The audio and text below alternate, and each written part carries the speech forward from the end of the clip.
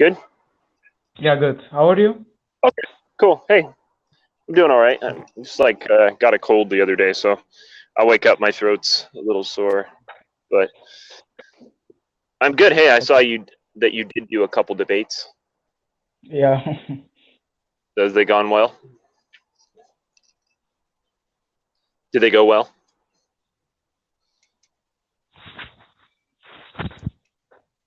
Okay, I think so. Okay, We can start now. Okay, we can start okay. now.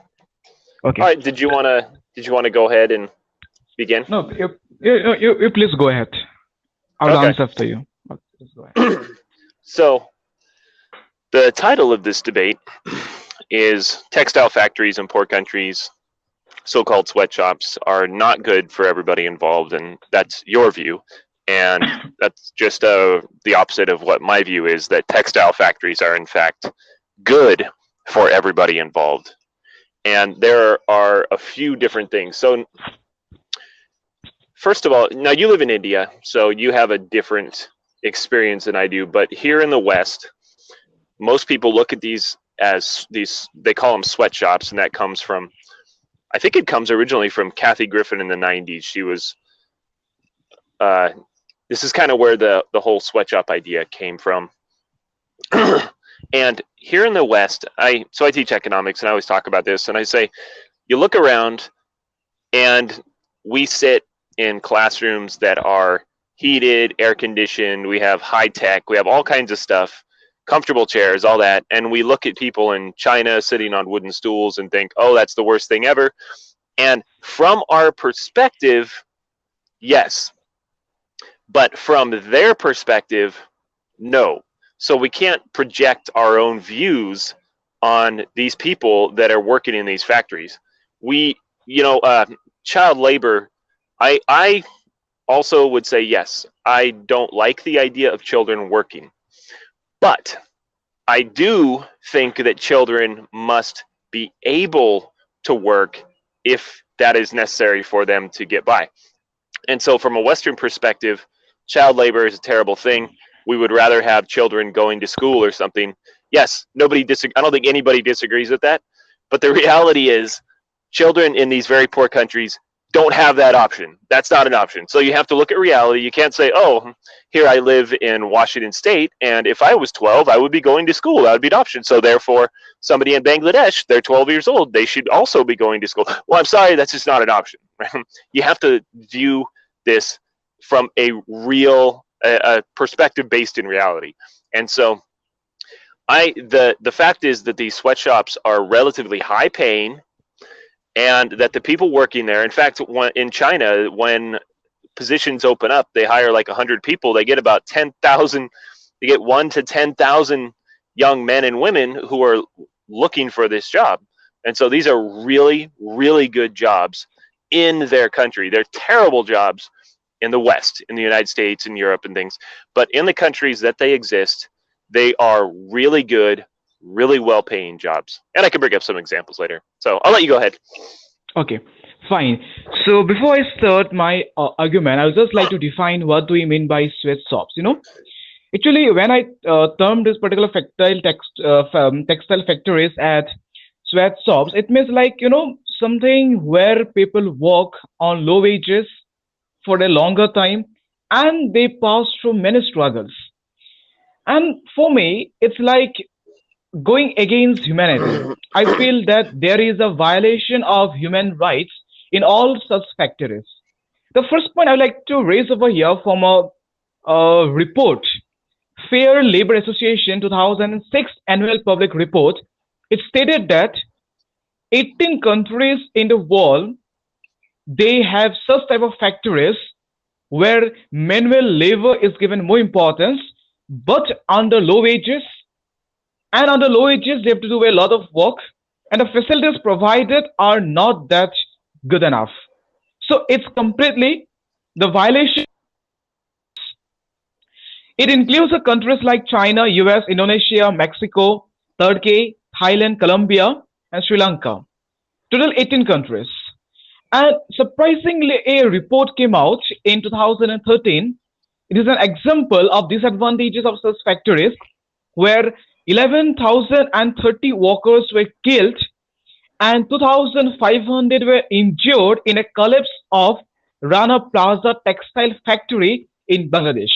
So this is such an example I'm providing where you can see there is a complete violation of human rights where humans have been tortured. The first point I'll raise, I don't want to go to any other arguments whether textile factories are providing opportunities or whether they're providing better facilities for the youngsters. I don't want to go for that particular point. My simple point is that why in textile factories people have to allow child labor? We term children as the citizen of our nation, the future citizen. If those future citizens do not go to school, they do not earn education and just try to go to such factories where they have to do a lot of manual labor, do you think the countries can prosper? It cannot. Children are always the future of a nation. So if we destroy the future at present stage, do you think it is something good? Or do you think it is something legal that we are doing? Whatever we say that some students may be poor, they do not have any financial facility to go to schools, fine. But for that, we have the government. The government provides free education in India. I don't know about US, but in India, up till the age of 14, there is complete free education, and till 14, no one is allowed to work. It is completely a violation of law if anyone is found doing such type of things in India. So my straight and forward point is that I will not touch the other points, but my straightforward point is that textile factories are not good for everyone because it includes child labor, and I completely oppose child labor. If children have any financial crisis, fine, approach the government, approach the public is there, the charity houses are there, they will provide them the money, they will provide them the opportunities for the education. It doesn't mean that someone is poor that they have to go to work in factories and all where they are very illiterate. So where they are very illiterate, I say it's completely a violation of human rights. Back to you. Okay, so why do children go into these factories then? I think, number one, the fact that a lot of people volunteer and they really want these jobs shows that they believe they are in their best interest. Now, Tom Woods points out that oh, is that your wife? It's my mom. No, it's my mom. Yeah. Okay. Okay. So Tom Woods points out that it's very odd that the worst parents in the world always live in these third world countries. And of course, he doesn't mean that seriously, but if you look at these third world countries, why are the parents allowing their children to work? And it's because education has an opportunity cost.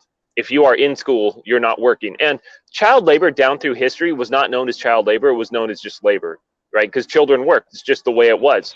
Before we had the productivity of the modern world, if a child didn't work, he didn't eat, because it took the labor of five people in the family to earn enough money to buy enough food and pay rent and all that for the 5 people to exist. And this is why child labor exists, is because it's just a simple fact of life of poverty.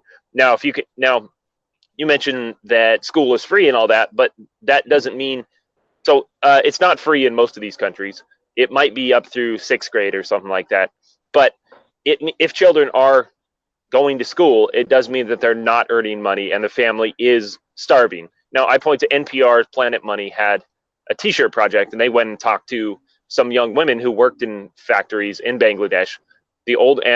These factories, what they do is, and I would also point to the Acton Institute, which has an article titled "If We Want to End Forced Child Marriage," which is kind of like child labor. These women are forced off to marry men because in these poor countries, these third world countries, women cannot take care of themselves. They're not allowed to, for the most part. But when these factories come in and they provide these young women with jobs, they provide them with opportunity and they provide them with independence. And so they did a really good job of going and talking to these young women and showing how the opportunities were enormously multiplied. So no longer was the father able to force his daughter to go marry. But in addition to that, there were 2 sisters, and they had 2 other sisters when they grow up who ate dirt, got sick, and died, and they couldn't afford a doctor.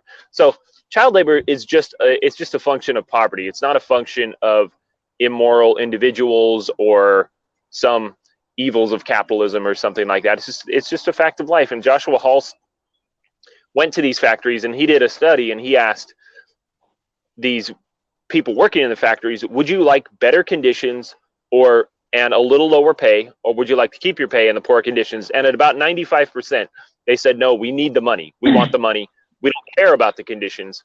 We want the money that we get from our jobs. So they like these jobs. And you mentioned Bangladesh. I think it was about 980 people that died in a famous collapse, and it sparked a bunch of outrage in the West where they were gonna go and boycott. No, he disappeared. They were gonna go and boycott. You still there? Uh-oh. They were gonna boycott them.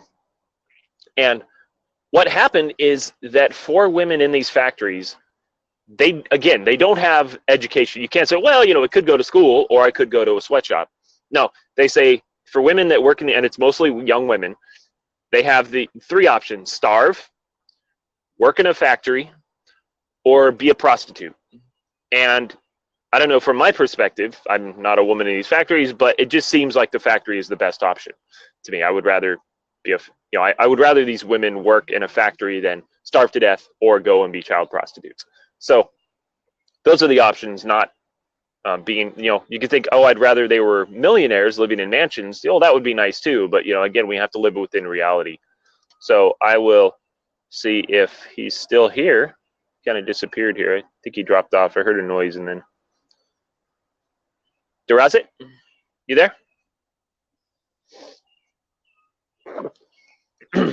Okay, so let me see if I can actually read something that was put out.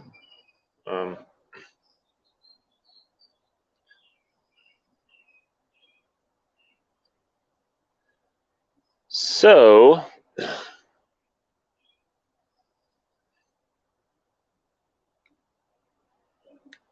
that he mentioned the factory collapse, and that was something I was actually going to mention. So Tim Hartford, he's an English economist, says if the EU does impose some sort of sanctions on the country, the human cost is likely to be far higher than the plaza. Bangladesh has been a development success story. Poverty is high but falling fast. Literacy and life expectancy are improving. That appalling under 5 mortality rate of 4.6% used to be far worse 20 years ago. It was 12%. We see the pictures of the plaza wreckage. It's easy to imagine a backdrop of stagnation, complacency, and despair in which nothing ever changes, no matter how awful the tragedy. But the true context is a country making rapid improvements in nutrition, health, education, and women's employment. If the EU's threat to galvanize improvements in wages, working conditions, and building standards, all of which Bangladesh can afford, then good. But if the threat were to be carried out, that would be a disaster, albeit one that would not be televised. So. Okay. Can you hear me? Yeah, gotcha. So you dropped off for a second. So. Yeah. Okay. Fine. I just want to add one point. Whatever you're talking about, that students, when they face financial crisis, and even you mentioned the point regarding. You stopped.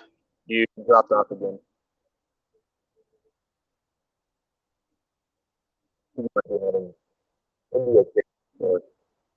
Even you mentioned, can you hear me? Can you start over? You dropped out. Okay, can you hear? About 30 seconds. Yeah, I see you. So again, you mentioned a point regarding the women about some of the facilities and some of the things like options. At the first point, I would like to say here, is just 12. When a child is just 12 years old, he doesn't understand what is the meaning of labor. When a child is just 12 years old, he doesn't understand the meaning of labor. At this stage, what he requires is the love. What he requires is the passionate of his beloved parents. So if you think that a 12-year boy or a girl can go to textile industries to work to earn some money, it will be just like a crime that a parent has been doing on him. And the point here that I don't understand why the parents should why the parents should send their children to work. Why can't they go and work in the factories? When they've given birth to their children, it is their opportunity. I mean, it is their necessity. It is their, it is their duty to look after and take care of the children and to help them and to satisfy each and everything they want. It is not that a 12-year-old boy can perform like that of a matured boy. No. When do we go for work? When we term us as being mature. Can you imagine a 12 years old boy can get maturity? It is like something, it is something like ridiculous act if it would happen. The first point is that why shall the children go? Why can't your parents? Why we need to send your children? If you say that that their family has a financial crisis, fine. Let the parents solve it, not the children. Because at the time, children requires education to build their future. If someone goes to textile industries and just work there, I think he will also get no education at all. He'll be just an illiterate person who will be in no way benefit for a nation. So indirectly, child labor is like harming. And whatever you say that it was not child labor in the previous years, it was just labor, and recently it came to be child labor. It's true. Because years back, no one understood the value of the children getting education. If you turn from the ages back, when they were like emperors, when they were like kings and all, they never wanted the children to go for education and all. It's something like that. You can, when you grow up, you can be someone in the palace, and that's fine for the family. So they never realized the necessity of being educated. But when modernization occurred, when students they realized that no, we require education for us, we require a degree for us, then they started fighting for that. And from that point onwards, I think this labor changed into child labor, which the government banned and made compulsory for each and every children to get education till a specific time, and after that they can go for their whatever work they want. Well, you made an important point there as you spoke of modern times when education was understood as being important.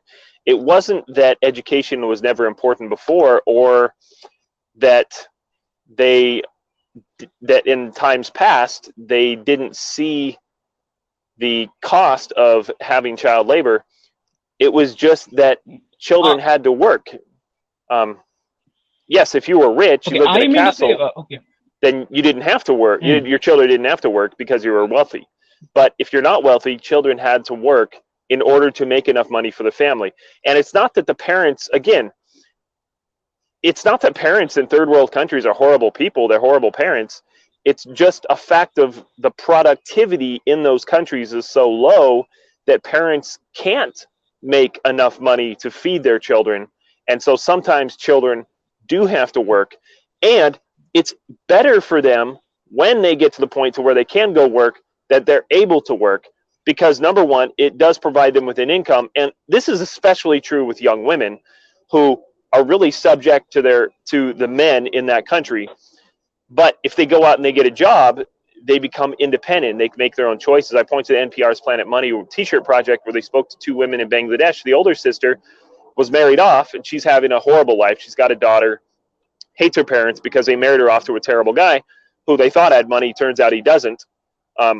And the younger sister went and lied about her age, got a job in a factory, and now she's Hindu dating a Muslim man. Now, I know you're probably Hindu, right? Yeah, I'm Hindu. So what would your parents think if you dated a Muslim man or woman?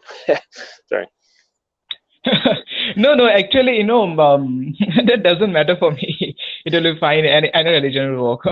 So anyway, in that case, it's a no-no. Like the parents are, you will not marry him. But she's like, you know what? You don't have any say because I make money and I am independent now. And so she can go off and do her own thing. She's no longer subject to her father marrying her off. So it provides independence. And second, when you think about it, parents working, every country starts at a very low, just subsistence living level. Like you think of the way capital is built up, and it makes people more productive. And you go from Robinson Crusoe landing on the beach to Robinson Crusoe with, living in a house and driving a car around the island. That would take many, many, many, many, many, many decades. But that's how it works in the real world as well. And so you have these going off to the factory, and they get a job, and eventually they have kids, and they work hard in these factories to provide their children a better life. But they can only do that because these factories are there and because these jobs are available to them when they're younger. So I agree with you that, hey, we would all like for children to go to school, not to be working in a factory. But the reality is that that's just not an option. No matter how hard the parents work, the productivity in these countries is so low that it's just not an option to go to school. They sort of have to work, and if they want to survive. So again, I point to that T-shirt project. There were 4, but 2 of them died. They ate dirt and they died because the poverty is so high. But then the factories come in. The factories provide capital infrastructure. They provide a lot of benefits, not only to the people working there, but to the country as a whole. So I think there's a great, Lisa Chang did a TED talk about the Chinese factory workers. And, people that work in these factories don't think, hey, I'm going to work in this factory for the rest of my life. This is wonderful. They think, oh, this is a stepping stone. This is the first job. I've gained some experience. And basically, I build up my resume. It's like that first crappy job we've all had. I was a courtesy clerk. It's not the job you want to do for the rest of your life, but it's a job. And it builds up your resume. And eventually, you get to a point where you can have a better job. And so I'll actually maybe put that in the description here. But Okay, so you talk about providing independence, right? You talk that if someone works in the textile, just a minute.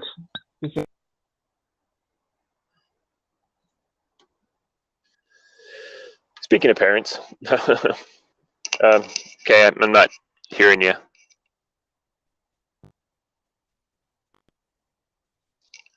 You're frozen. Oh, okay. Wait.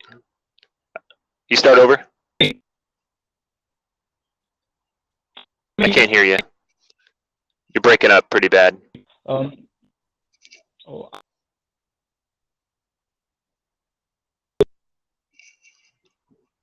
I think your connectivity is a little low. You're breaking up pretty bad. I can't hear anything.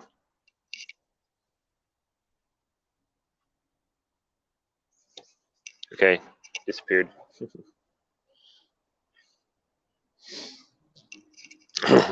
India is still considered third world country in there. Okay, you're back. I think all of that was lost.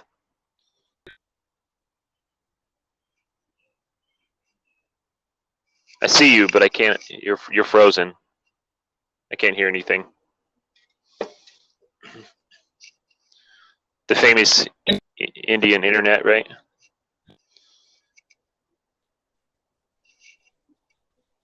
Nope. There you go. Went down again. Okay, I'm kind of hearing you.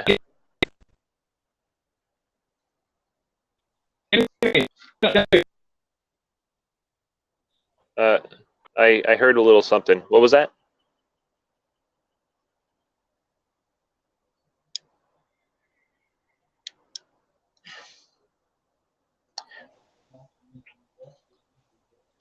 Okay, you're back. I see you. Okay. Okay. I totally lost. I didn't hear anything that you said. Sorry. Okay. Okay. So I was talking about that you said that when someone works in industries, it provides independence to that particular child. But the thing is that someone can attain independence even though if they are not involved in works. What I mean to say is that you have given an example of a girl who tries to be independent by working in factories. But that doesn't mean that to attain independence from a very smaller age, a child has to go to the factories and work. Because independence is the basic human right of each and everyone. So independence cannot be taken from anyone. Everyone has got the independence to stay, and everyone has got the independence to select his or her own life partner. So here I don't think the question of independence will come, because we all are independent in any way. We all ourselves are independent. So whether we work in textile factories, whether we don't work in textile factories, it doesn't mean that provide independence or not. Back to you. Okay, so yeah, I agree that everybody has the right of independence, but if you actually depend on somebody else, you can't fulfill your right of independence. So in these countries where women are not allowed to work and they're not allowed to do a lot of things, and culturally they are just married off to other men, then I don't. This is just not. It's just not reality to say that these women have the right of independence and therefore we should get rid of the factories because they have the right to make their own choices. Okay, well then I think if you want to believe that they have the right to make their own choices, they should also have the right to go work in the factories. But more so, again, if yes, every individual has the right of independence, but they do rely on their fathers until they're married off. It's just the cultural thing. Go ahead.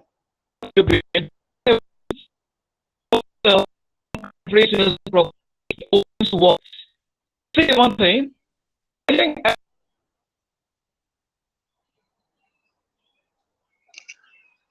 You dropped off, breaking up pretty bad.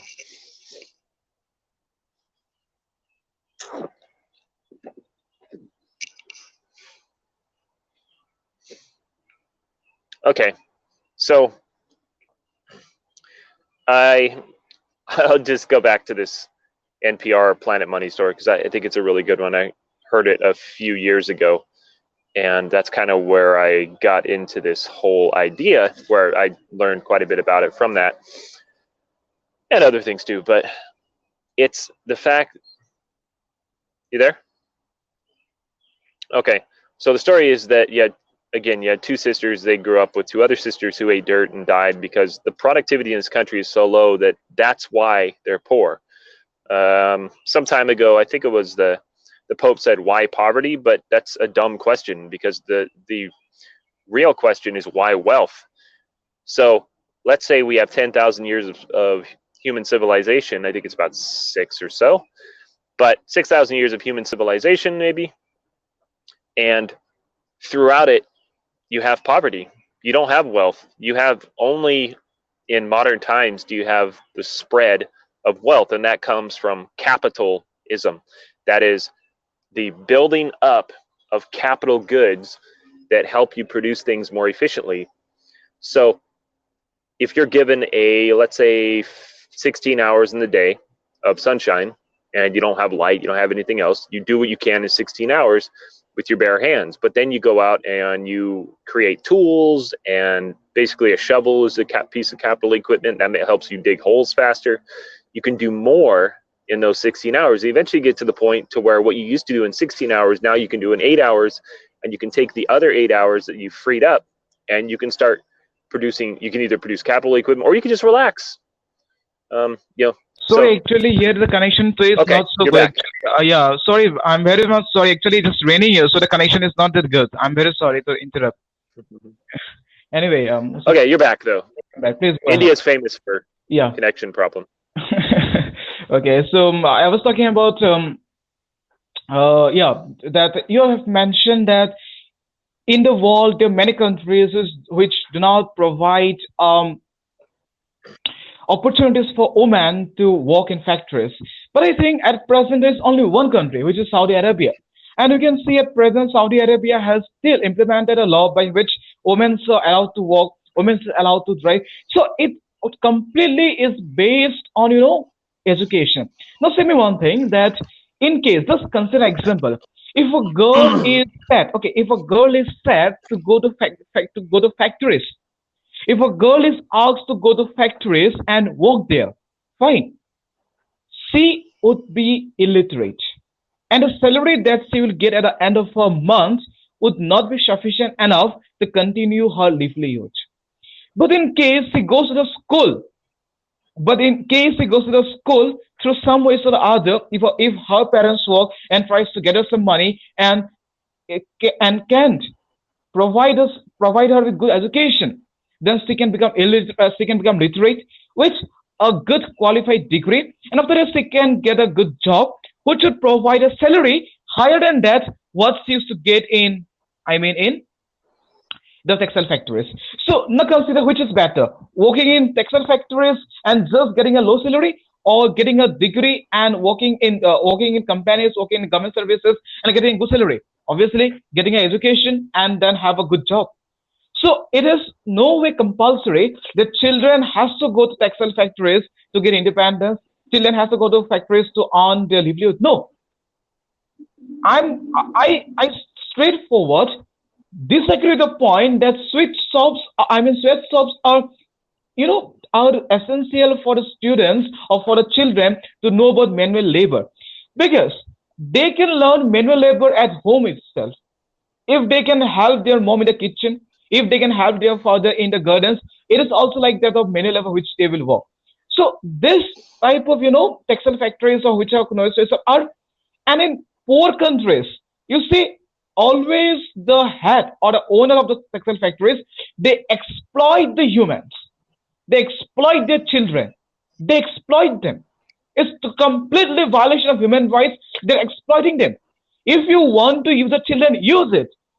Okay, fine. You are using children to work. Fine. Then pay them the high salary. Why don't you pay? Why don't you give them a good salary? In low wages, they are working for long hours. Do you think it is something which can be justified? Do you think it is called justice? Back to you. Okay. I look, if they could go to school, that's great, but they can't. That's just not an option. School, I know you said school is free, but it's not free.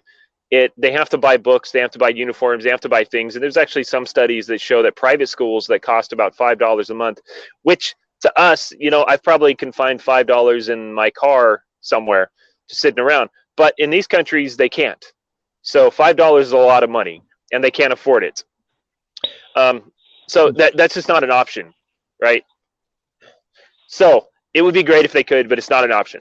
Second, you said exploitation, but actually these factories, they pay very high wages relative to even to the minimum wage in these countries, relative to the living wage, relative to any kind of wage in these countries. They pay very high salaries. And more so, the person that actually decides what the salary is going to be paid is the consumer, the final end consumer. And people want low cost clothing. So you could say, well, if we raise the cost of a t-shirt by 50% and we take that 50% and we give it to the workers, you go out and you ask anybody, would you be willing to pay 50% more for this shirt? I bet 90% of them say yes, if it goes to the worker. But they say that, but when they go to the store and they look at two shirts and one is 50% more, they buy the cheaper one. Because there's an economic term for that. It's implied. I always forget the name of it, but it's what you actually do versus what you say you do. So people want cheap clothing. So the cost of labor, the price paid to labor, is a function of what people are willing. This is von Mises talked about this. The cost of goods, it starts at what are people willing to pay, and then you work backwards. How much can I make it for? And in the textile factories, industry, it is a race to the bottom. So people are out there looking for the cheapest wages, and that's why they started in China. Wages went up. Wages were, originally good compared to the other jobs, but as China built up their productive capacity and they started to bring other things, and there was a demand for labor, wages went up, and it became too expensive. And they go down to Vietnam, and they go down and they found, eventually Bangladesh, places like that. That actually Bangladesh began because.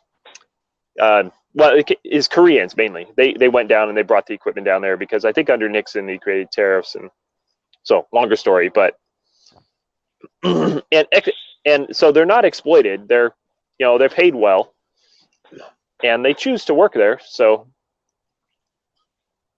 they want those jobs. I mean, those jobs are highly desired. So I think the idea that they're exploited is false. So go ahead. Okay, you have stated a point regarding China that pay high salaries. Fine. Now tell me one thing. China is known to be a country with a very highest economic rate, right? So when that country has such a good economic rate, when that of the not richest country, but it can be a richest country in the future. So such a country which has got a good GDP, which has got a good productivity, can't that particular government of the nation provide free education to all children until they become 17 or 16? Can they do that? Can they offer free books? Can they offer them free facilities to read in schools? Can they, can they do that? Instead of implementing the students or the children in textile factories or in such type of equivalent shops or factories, can they implement a law by which government will provide free education? Because China is not a poor country. China is a very rich country. So can't they do that? Yes, they can, but they are not. So the fault is also of the government for not taking any step towards it. Today, I really feel that at present the society is not that active which they should be toward child labor. Can you just imagine? Can you just imagine the parents? They have to look their children working so hard because parents never want.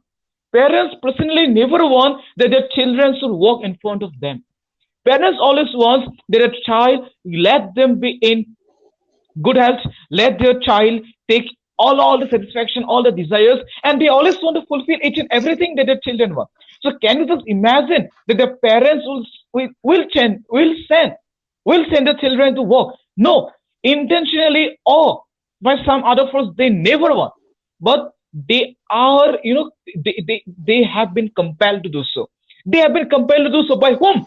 By the government, by the people, and just only for one thing, that is money. Only for one thing, that is money. If this money has can be removed, if this this type of feelings like I want more money and this all can be removed, then I think such type of there will be no parents who would send the children to work in the factories. And for that, the government can take the step. If China claims to be the next superpower, why can't they take any step to provide free education? Yes, they can, but they will not. That's the only point. Well, they have, and so, but you have to start somewhere. So, as they've built up their productive capacity, they have built up their education as well, um, and it becomes possible for poor people to get education. But again, there is a cost to sending your kids to school, and if they're going to school, it means they're not working to feed the family, and so it's in China, it is occurring much less as they have built up their productive capacity. And so this is kind of an outcome of these sweatshops. Is sweatshops go to very poor countries, and as they build these so-called sweatshops, the wages rise, and it becomes too expensive for these sweatshops to exist in those countries, and they go to other poor countries. But that means those countries diversify, and everybody who worked in those so-called sweatshops is better off. And the fact that they want those jobs, Nightline went to Foxconn, and they had video of Foxconn was opening up like 100 or positions or so, and they had a huge flood of young men and women who wanted these jobs. And so could China educate everybody? Maybe. But again, there is an opportunity cost to going to school. So you would have to not only educate them, but you'd have to feed them and feed their family and all that. And it sounds nice, but is it possible? No, I don't think it is. Okay, but you just before you said one thing that in this all called factories they provide high wages, and our topic was regarding poor countries, that the countries which are poor, and you said that this all type of textile factories provide high wages. No, just I want to ask you a question. Can you just imagine a country which is termed to be poor, the economy is not good? Can that country provide high wages to someone who works in just a simple factory? No, because the wages in those factories comes from the consumer at the end. So the person that's buying the T-shirt off the rack decides how much money that those employees are going to be paid by whether or not they purchase that shirt. So if the shirt is more expensive, people are less likely to buy it. In fact, you could say, yes, if shirts were more expensive and people bought them, that would be better wages for the factory workers, but they would have to buy less shirts. It's just a fact of, it's just math, right? So if you have $100 and you buy $10 shirts or 5 $20 shirts. But if you buy 5 $20 shirts, yes, the people making those shirts get more money, but there are less people working to get that money. So this is kind of a related, but another argument. But I would say that the lower cost actually helps more people get employed, maybe at slightly lower wages, but still, it is better to have more people employed in these countries where employment is desperately needed. And as they build up that employment, they can build up their infrastructure and they can do more productive things than being textile factories. But this is just the way it is right now in very poor countries. Yeah, that's true. Talking about regarding the other ones who get employment over there, right? No, the ones who cross the age of 19 or 20, they're independent to work anywhere. If they go to a bar and sit there and go on drinking, then also no one will have any problem. But the question is that why shall the children be the victim to work in such called factories where we know that there is a complete violation of human rights? Yeah, this point, you have disagreed to me that there is no violation. That's true. But in some circumstances, when the children get a bad mentality, I mean, like they get a pressure that I have to work this much, I have to work that much. Can you just imagine? Can you just imagine that a children or that a child who has to go on for studies will still work in the factories and then they will just study? It's like impossible even for them. So I don't think that a child can work in textile factories and after they come from the factories they will open the books and they'll go and study. It will be just like killing and destroying their education, destroying their complete degree, destroying their complete childhood life. And remember one thing, I just know one thing, that I was also a child, you were also a child. Can you just imagine, or can you just say that did you ever want in your childhood to live and stop playing and go to factories and work? Did you ever felt that? Right? No one felt. No one would want to go to textile factories and work over there and escape from playing and all. No, everyone in their childhood days they like to play, they like to enjoy, because it is always a jubilant environment that enhances us to play. The environment around us is during the childhood days is always jubilant and sort of full of colors. So no one would like to go to textile factories and work during the childhood days. So it is completely against the approval of the children. So I just want to conclude by saying that whatever factories are there, whatever sweatshops are there, it doesn't matter. But yes, if you want to employ the children, then you can do.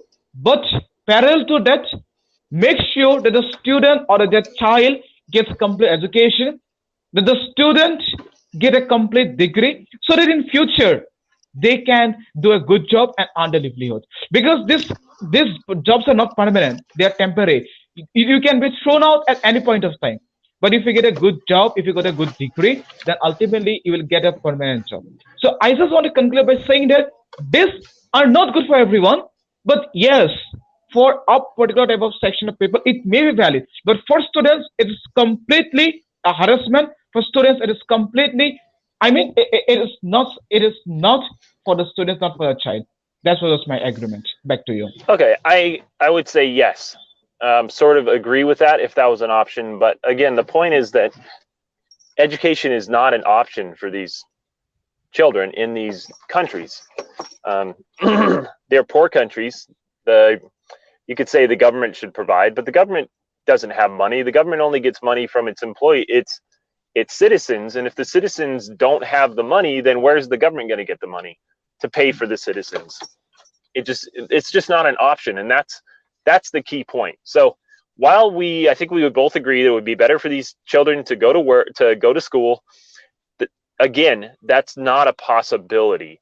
And so we have to look at the reality of what it is. And the fact is that allowing these people to go work in factories is making their lives better off. So with that, I guess we'll debate ivory tomorrow, 9 o'clock. Yeah, fine. We will debate. So Yes, sure. about 30 minutes before right now. So okay, well, thanks for the debate. Yeah, thanks for joining me. Bye bye.